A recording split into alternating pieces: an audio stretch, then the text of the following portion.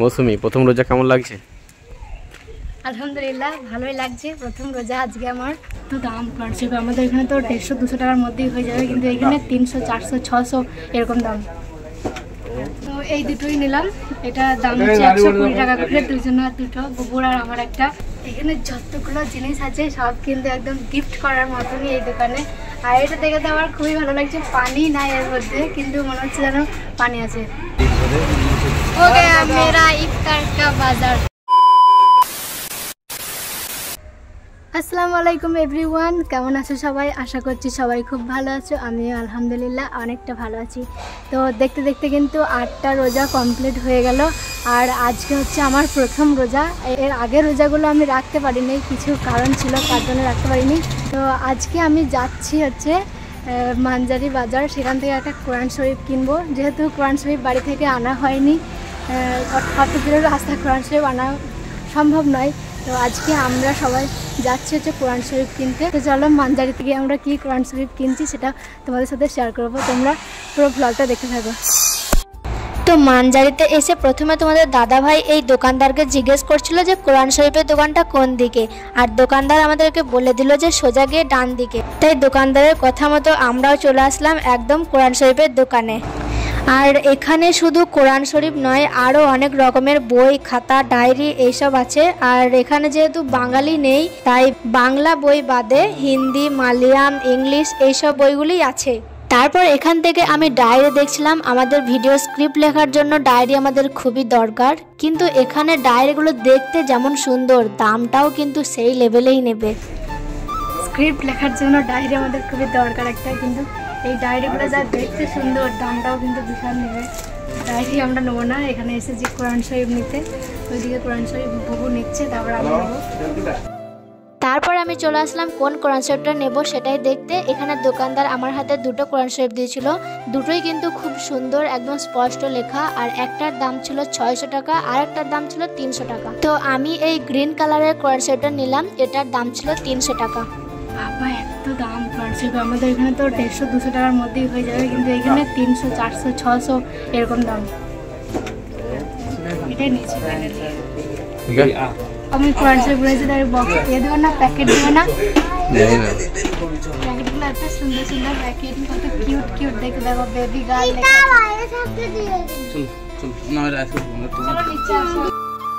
তারপর কোরআন শরীফটা কেনার পর ভাবলাম একটা রেহেলেরও তো দরকার, না হলে কোরআন শরীফটা পড়বো কিভাবে। তাই বুবুর জন্য আর আমার জন্য দুটো রেহেল কিনে নিলাম। এই দুটোই নিলাম। এটা দাম হচ্ছে 120 টাকা করে, দুজনের দুটো, বুবুর আর আমার একটা। আমি এটা নেবো, বুবুকে এটা দেবো। চলো নিচে পেমেন্ট হবে। 120 টাকা করে দাম বলছে। ভালোই হয়েছে, ভালোই হয়েছে। আর বড়গুলো 260 টাকা, আর কাঠেরগুলো 430 টাকা। একটু মোটামুটি পড়ার মতো তো হবে এটা, তার জন্যই নিলাম। এখানে যতগুলো জিনিস আছে সব কিন্তু একদম গিফট করার মতনই এই দোকানে। আর এটা দেখে তো আমার খুবই ভালো লাগছে। পানি নাই এর মধ্যে, কিন্তু মনে হচ্ছে যেন পানি আছে। ওপর দিয়ে নিচে দিয়ে করে দিলেও পানি পড়বে না, গার্ড করা আছে, তাই না? কি সুন্দর। আমাদের এখন কোরআন শরীফ কেনা ডান। কোরআন শরীফ একটা আর একটা রেহেল কিনলাম, তো কেনা হয়ে গেছে। কিছু ইফতারের জন্য ফল কিনছি। কোরআন শরীফ কেনার পর ভুলে গেছিলাম যে ইফতারের জন্য কিছু কেনাকাটা করতে হবে। এখন চলে এসেছি ফলের দোকানে ইফতারের জন্য কিছু ফল কিনতে। তারপরে দেখি আর কিছু কেনাকাটা করবো। তরকারি কেনার আছে, ইফতারের ফলগুলো আগে কিনে নিই, তারপরে আবার দেখি কেনাকাটা করতে হবে। বেশি কিছু ফল কিনবো না, দেখি ওটাই ঘর। এগুলো কি জানি? আচ্ছা সাদা এটা লেবু তো? হ্যাঁ। শসা নেবো, খালি শসাটা নিয়ে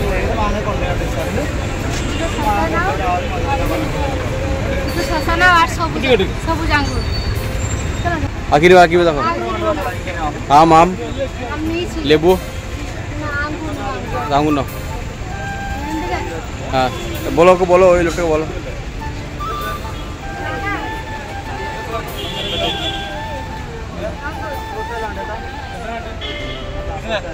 कितना?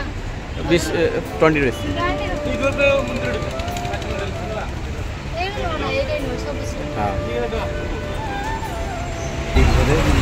हो गया मेरा इफ्तार চলো। और ये अंगूर আঙ্গুর দিয়েছে তো। কত হয়েছে ছোটো दाम की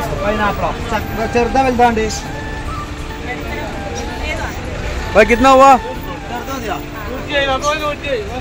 कितना हुआ 17 107 টাকা 107 2 কেজিতে 30 টাকা 15 টাকা আমরা 1 কেজি নিয়েছি टमाटर 2 किलो 30 रुपए 2 কিলো 30 रुपए 2 কিলো 30 रुपए তাই আমরা 1 কেজি নিলাম 15 টাকা তাই তো। তো গাইস আমরা এতক্ষণে পৌঁছালাম রুমে। এখন কটা বাজে? একটা 12:30 1টার কাছাকাছি হয়ে গেছে। তো গোসল করেই গিয়েছিলাম, আসতে লেট হয়ে গেছে, রান্না বান্না করতে হবে, তারপরে আবার নামাজ পড়তে হবে, সব কেনাকাটা করে এই মাত্র রুমে পৌঁছালাম।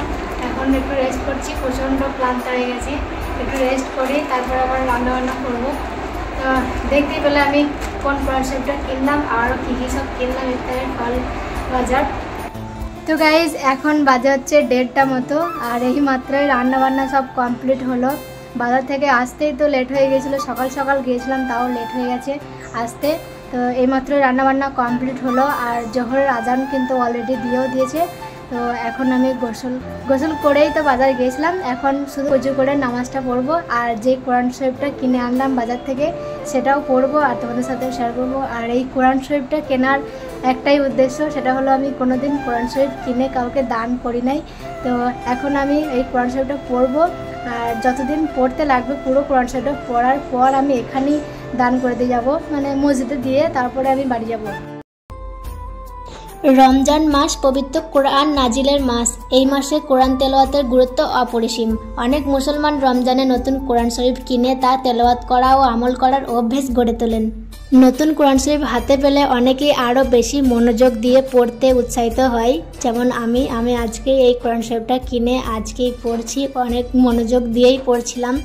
অনেকেই রমজান মাসে বাড়ির কোরআন শরীফটাকে পরিবর্তন করে পুরাতনটাকে ভালোভাবে সংরক্ষণ করে বা দান করে দেয়। এই নতুন কোরআন শরীফের পাতা উল্টানো, নতুন কাগজের সুবাস ও পরিষ্কার অক্ষর পড়ার অনুভূতি তেলাওয়াতের মনোযোগটাই আরও বাড়িয়ে দেয়। তো এটা হচ্ছে আমার নতুন কোরআনের প্রথম পৃষ্ঠাটা একদম গ্রিন কালার, খুব সুন্দর ডেকোরেশন করা আছে, দারুণ দেখতে। কোরআনটা দেখতে যেমন সুন্দর তেমনই কিন্তু ভিতরের লেখাগুলো স্পষ্ট আছে, কোনো হিজিবিজি নাই, একদম সহজ আর স্পষ্টভাবে লেখা আছে। এই যে দেখতে পাচ্ছ তোমরা, দারুণ একদম স্পষ্টভাবে লেখা আছে, আর লেখাগুলো খুব ছোটও নাই খুব বড় নাই, মিডিয়াম সাইজ আছে একদম। আমি এই কোরআন শরীফটা কিনেছি শুধুমাত্র পড়ার জন্য নয়, বরং বোঝার জন্য। আর আমি সিদ্ধান্ত নিয়েছি যে কিছুটা সময় হলেও আমি অন্তত পড়বো আর বোঝার চেষ্টা করবো ইনশাল্লাহ। তো চলো এখন কোরআন শরীফ পড়ে এই মাত্রই উঠলাম, আবার তোমাদের সাথে দেখা হবে সেই ইফতারের সময়। এখন আপাতত এই পর্যন্তই থাক ভিডিওটা।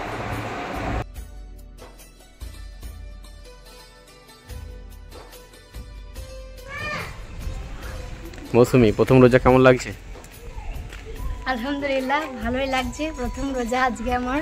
আচ্ছা, আজকের প্রথম রোজা ছিল আমার, ভালোই কাটলো। প্রচণ্ড রোদ গরমের মধ্যে দিয়েও ভালোভাবেই আজকে রোজাটা আমার সম্পূর্ণ হলো। আর কিছুক্ষণ পরই ইফতার খুলবো আমরা, আর মাত্র 30 মিনিট মতো বাকি আছে, তো ইফতার খুলবো।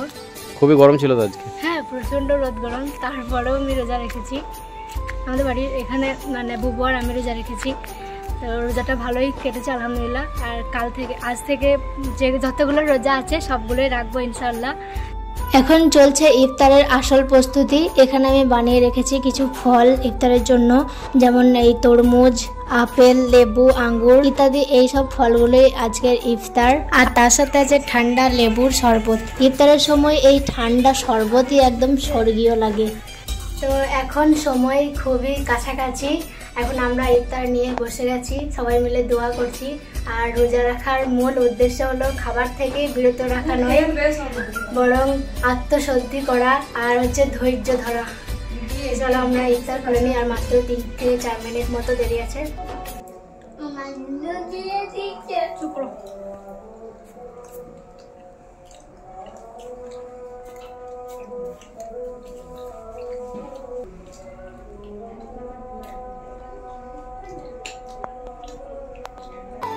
রমজানের সবচেয়ে সুন্দর মুহূর্ত হলো এই সময়টাই আমরা দোয়া করি, আল্লাহর কাছে মাগফিরাত চাই। তোমাদের সবাইকে রমজানের অনেক অনেক শুভেচ্ছা। ভিডিওটা কেমন লাগলো জানাতে ভুলবেন না, লাইক শেয়ার সাবস্ক্রাইব করতেও ভুলবেন না। ইনশাআল্লাহ আবার দেখা হবে নতুন একটা ব্লগে। সবাই ভালো থাকো, সুস্থ থেকো, আল্লাহ হাফেজ।